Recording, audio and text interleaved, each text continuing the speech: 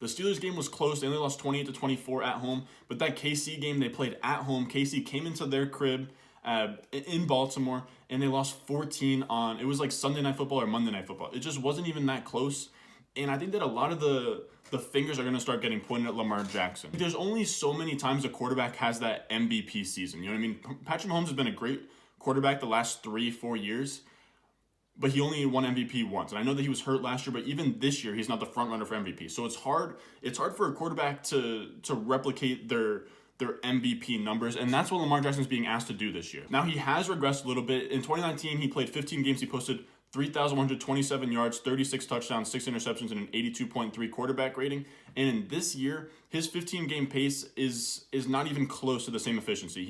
He's on pace for 28-77, 25 touchdowns, 8 interceptions, and a 61.6 quarterback rating. So a full 20-point drop in quarterback rating, and that's seen in the interceptions, the lack of touchdowns, less yards. He's throwing a worse completion percentage. He had under 50% completion percentage against the Steelers this week. Again, a solid defense, but it's tough to look at your quarterback as this elite player when he's not passing for above 50% completion percentage. And as a runner, he hasn't been as spectacular. In the first 7 games of last season, he was having 100-yard rushing games. I think he had 3 or 4 of those. This year, he's only had 1, and in that game was only 108 rushing yards. So he's not doing crazy things on his feet, and he's regressed as a passer. So the problem is with the Ravens right now is that they're a team that's almost building defense wins championships, run the ball on offense, and we've seen that that's not the recipe for success in the NFL anymore. The Chiefs last year, they showed that. They played against the number 1 defense in the NFL in the 49ers, and they fucked their shit up. The Chiefs came out there, they scored a lot of points that they're always going to do, and that's the new model to build winning franchises in the NFL. When you take that philosophy and you look at a Lamar Jackson, it's hard to place all the blame on him when the franchise has done nothing to help Lamar Jackson. We have to understand that in 2019, he really outperformed his expectations touchdown-wise by posting a 9% touchdown rate, and he led all quarterbacks in touchdowns with 36 in only 15 games with a pretty trash receiving core. Nobody on that team passed 65 catches or 900 yards, and the only person that had double-digit touchdowns was Mark Andrews. The problem is that the Ravens aren't adopting that type of philosophy, and that's shown. The Ravens are only 19th in offensive DVOA, yet they're supposed to be this top 5, top 10 contender type team. It's like I said before with the Chiefs, you have to probably have a top 5, top 10 offense to win a Super Bowl in the modern age of the NFL. You have Patrick Mahomes who won it. He won MVP with guys like Tyreek Hill, Travis Kelce. He had Kareem Hunt that year. Then this year, Russell Wilson might win it. He had DK Metcalf. He has Tyler Lockett. He's got Chris Carson in the backfield. Lamar Jackson won MVP last year simply with Mark Andrews and Willie Snead. For me, you're asking so much of Lamar Jackson to do this twice, to go out there again. All the evaluators, they have 16 games of tape to watch on Lamar Jackson and how he did it last year, and you're gonna go ask him to do that same exact thing. And the reason why I can't blame any of it on Lamar Jackson, I know he just had 4 turnovers, but the reason why I can't point the finger at Lamar Jackson, why the Ravens aren't the it team right now, why they're not the Seahawks, the Chiefs, why they're not in that top 5 conversation for best, or they are in the top 5, but they're not showing it. They're not beating the teams that they need to beat to get there. And I have trouble blaming it on Lamar Jackson because, like I said in the first episode of Between Two Jerseys, when we evaluate a quarterback, they have to have a proper set of weapons. They didn't give him any help in the offseason. I know that Marquise Brown, I know that you guys like Marquise Brown. I know the Ravens, they like Marquise Brown.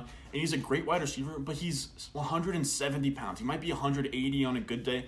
And the thing is, he will never be an alpha wide receiver 1 that you can depend on. He'll never be a Devontae Adams, Michael Thomas. And I know that people are going to jump out and say that he's going to be Tyreek Hill. Here's the thing. Tyreek Hill is 200-plus pounds. He's built like a running back. He's played running back. They're 2 completely different styles of player. Tyreek Hill is Tyreek Hill. He's an outlier. We'll be lucky to see another player that's like Tyreek Hill and as explosive as him, as thick as him, pause if needed, and can make the same plays. Marquise Brown is simply, his ceiling is Deshaun Jackson. Deshaun Jackson that can do a little bit more. Probably like a Deshaun Jackson, Stephon Diggs type guy. Stephon Diggs is his absolute ceiling. And if he becomes Stephon Diggs, then sure. But to expect that in his second season from the Ravens front office is just, it's unfair to Lamar Jackson, man. And I think that on top of that, what they did in the draft, it just makes no sense. I understand interior linebacker was a need, and I understand that running back. I understand that J.K. Dobbins is a good player, and I know that Patrick Queen and J.K. Dobbins are good players. But in the first 2 rounds, they go out and take interior linebacker and running back in the first 2 rounds of the NFL draft. And those are two positions that are luxury. You build around quarterback, offensive tackle, edge rusher, wide receiver, and corner, and then you go out from there. So to ask Lamar Jackson to go out there man down and have another MVP season to maybe win a Super Bowl is just so like cocky and unfair to Lamar Jackson, in my opinion. They're doing that boy so dirty. To go out there, they grab a linebacker, a running back, two positions that don't affect the field in the same way that quarterback, tackle, edge, wide receiver, and cornerback do. And the thing is that this was such a stacked wide receiver class. If they pass on Patrick Queen, they get T. Higgins.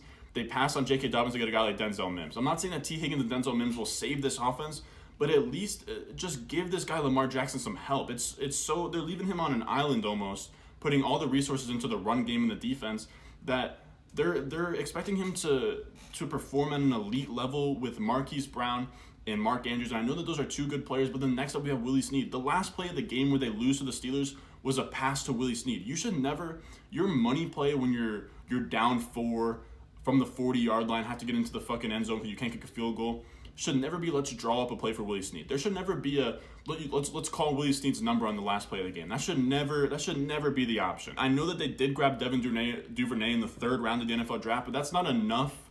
That's not enough help to move the needle. When you look at just this Lamar Jackson situation in general, I think the front office, there's just no excuse for only adding Duvernay in the offseason. And then they also shipped off Hayden Hurst, who was like the 3rd best wide receiver on that, or the 3rd best receiving option on that team. So the way that they're setting up Lamar Jackson in 2020, I think is getting very underreported. I think a lot of the blame is going to be on Lamar Jackson sooner rather than later. So don't be surprised when you hear Skip Bayless sounding off about how Lamar Jackson is a one-hit wonder, can't win in the Super Bowl. I'm telling you, the guy's an elite quarterback. He's the real deal. So when we look back and we see the Ravens get knocked out of the playoffs early again, we can't go back to the same question of, oh, is Lamar Jackson just not getting the playoffs? No, it's because they can't win against the elite teams because their front office decision making. Yes, they've drafted well in the past. So Lamar Jackson's a great pick, but they're not building the team the right way, and they're not building the team for Lamar Jackson, and in turn, it's hurting him.